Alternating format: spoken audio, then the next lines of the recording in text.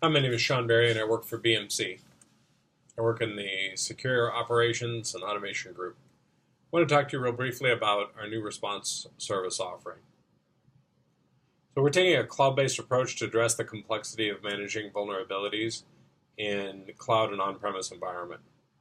Our operations groups are under great pressure to respond to vulnerabilities in an automated approach, prioritizing the most critical vulnerabilities first. So SecOps Response integrates scan data from the three most popular vulnerability scanners with two of the dominant automation and configuration systems, BMC Server Automation and Microsoft System Center Configuration Manager. So why does this matter? Why does this matter? This matters because more than 80% of the attacks target known vulnerabilities, and 99.9% of them, there are patches already available for those exploits. And what does that mean? If you can patch your systems faster and with the most critical vulnerabilities, you can hopefully stay ahead of the hackers. All right, so let's talk about that and what that means in the product. So here we have the SecOps Response Service. This is provided web-based and based entirely in the cloud. So the service itself uses connectors to reach out to these managed systems. We're going to look real briefly at talking to Blade Logic and also talking to SCCM. So as we log in, our credentials are passed through using a connector down to a Blade Logic production environment. All right, so how does this work?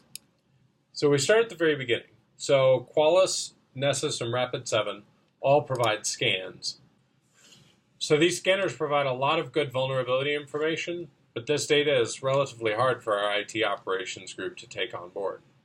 So what can we do with that? We can go load it into SecOps Response.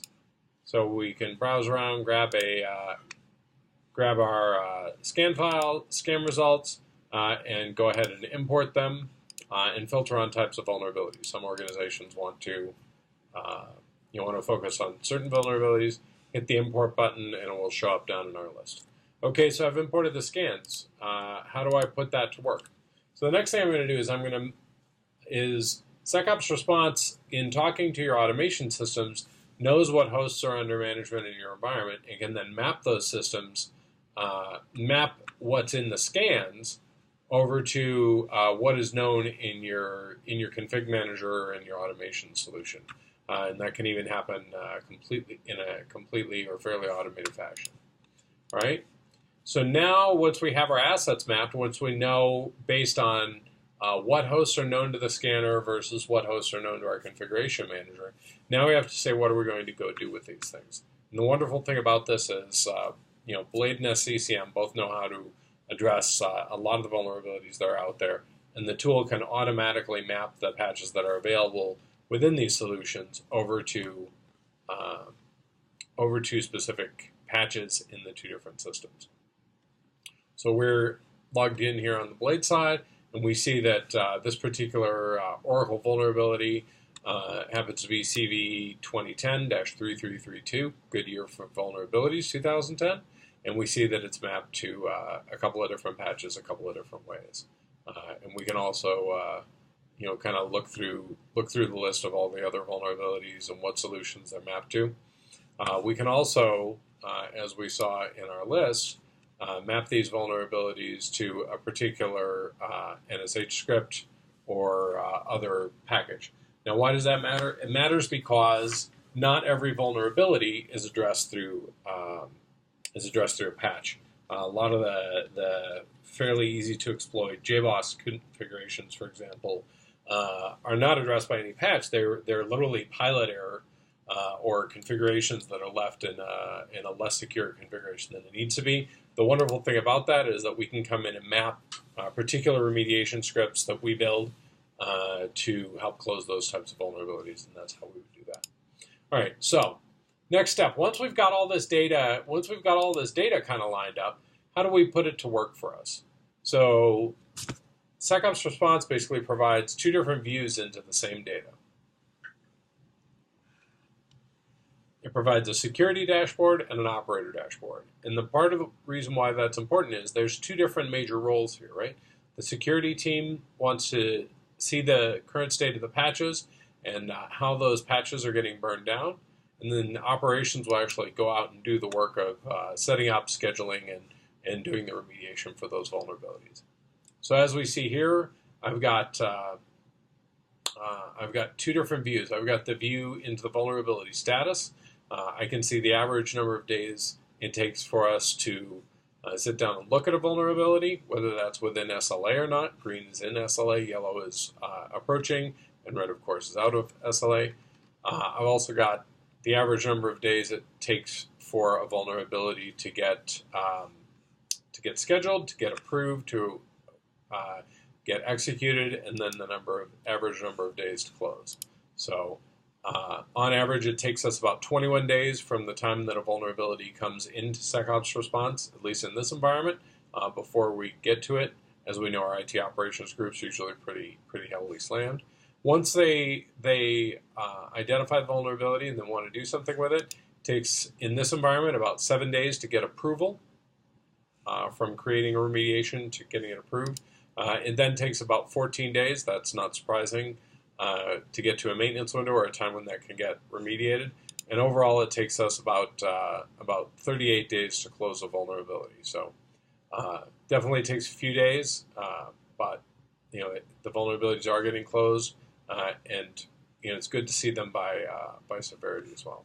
So we can also identify any particular CVE if we have a particular vulnerability that we're paying a lot of attention to as part of maybe a clear and present danger patch or a 0-day or something that we particularly want to address. We can identify any one vulnerability, come through, and apply filters, and we'll just see data for that particular vulnerability. Or of course we can look at them at a very high level. So I'm going to clear this list of vulnerabilities so we can go back to looking at what we're looking at.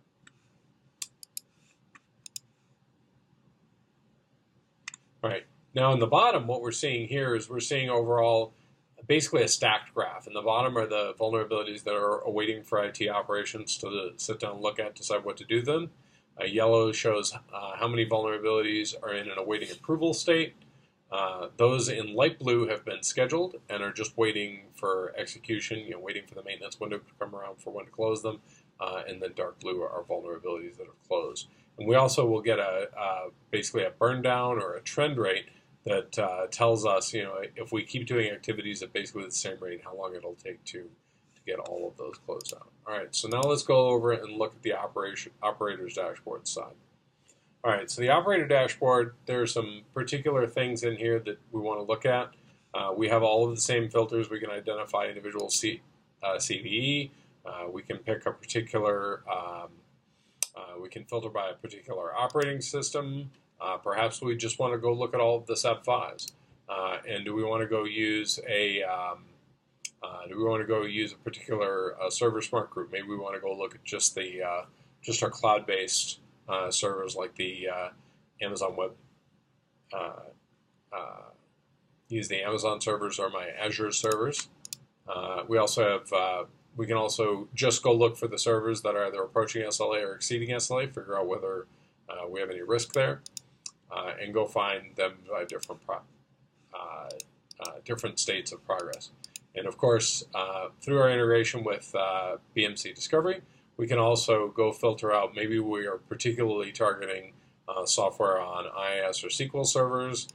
We could identify those particular software packages and just filter by those. Now, let's look on the left here and let's talk real briefly about assets. So there are 38 assets known in our scans that are also mapped in BladeLogic to known hosts. There are 12 servers that are in the scan.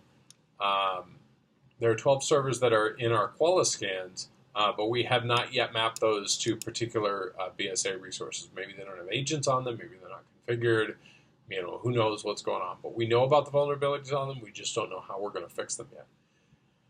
The thing that we really worry about in the blind spot is these unscanned targets. So there's 16 targets in the environment that are known to BSA, but we know are not being, or they're not known to BSA. There are 16 targets that are known to Discovery, but have not been scanned by Qualys. And so this is our blind spot. These are the servers that, maybe they're secure, right? Maybe most of the things on them are patched, but, maybe they're also not as secure as we'd like them to be. And this is our warning. This is our blind spot that tells us here are the hosts that you don't know about. Of our vulnerabilities, out of roughly 1,500 vulnerabilities, most of them are mapped to remediations of one sort or another. There's only about 160, 170 in here that we don't know how to fix. Now, what's that mean? That means that when we want to go do vulnerability remediation, most of the vulnerabilities in the environment we have a way to fix. All right, so how do we do that? So let's go find just our sub5s, and we'll see how many vulnerabilities that gives us down here. So still a few vulnerabilities. Looks like about 254, and we can come in and filter down to our all available servers by operating system, or all servers.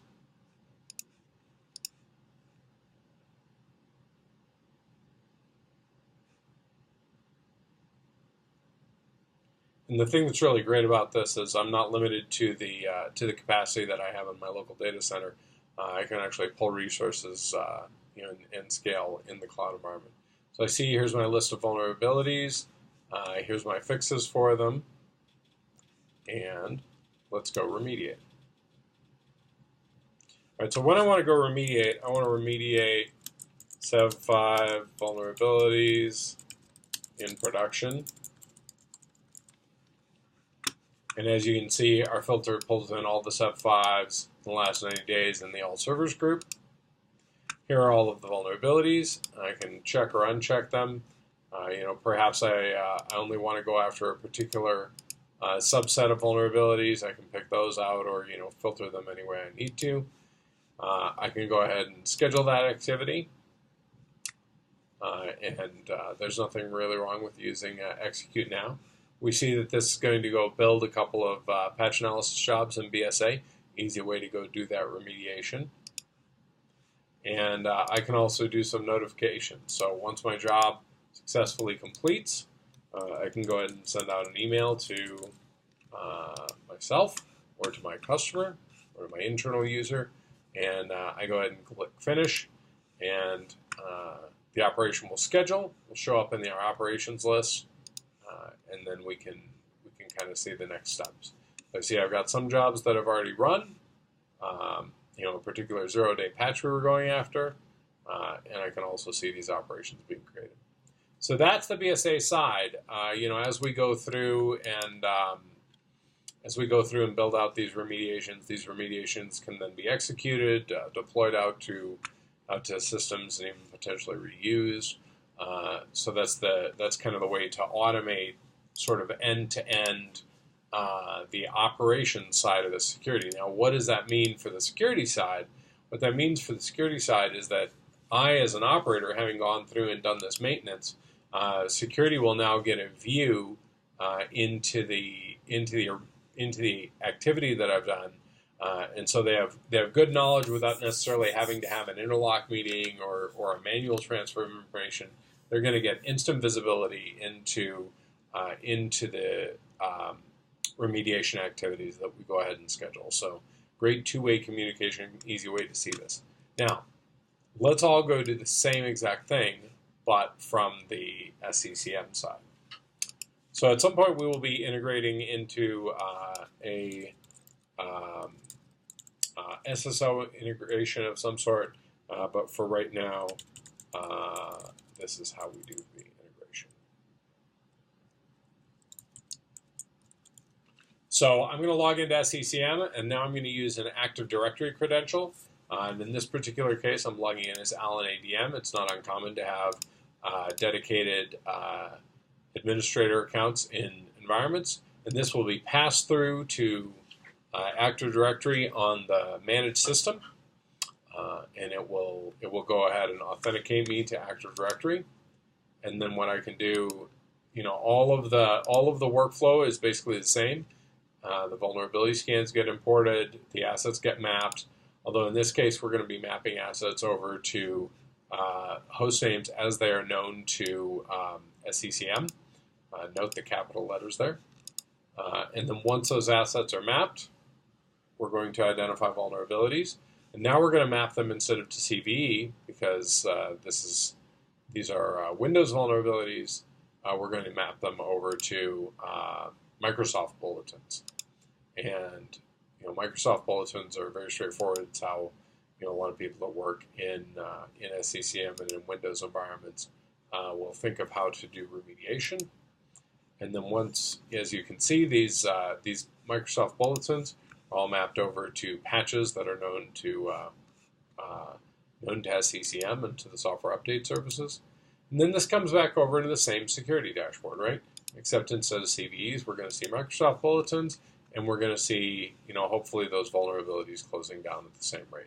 So many vulnerabilities within SLA, some are approaching SLA, and a few that are outside of SLA. So that's where, I would want to target on my most critical vulnerabilities, and I'd also want to target on the ones that are exceeding my SLA. And of course, we can come in and pull in our AWS and Azure hosts just like we can over on the BSA side, and any particular device collection that makes sense. We map into security groups here, and let's go over and look at the operator's dashboard, and it's the same thing, right? Here's our list of mapped and unmapped assets, filter by device collections, filter by particular bulletin ID, and come down, and here are all of the software updates available for us. Let's go ahead and click Remediate.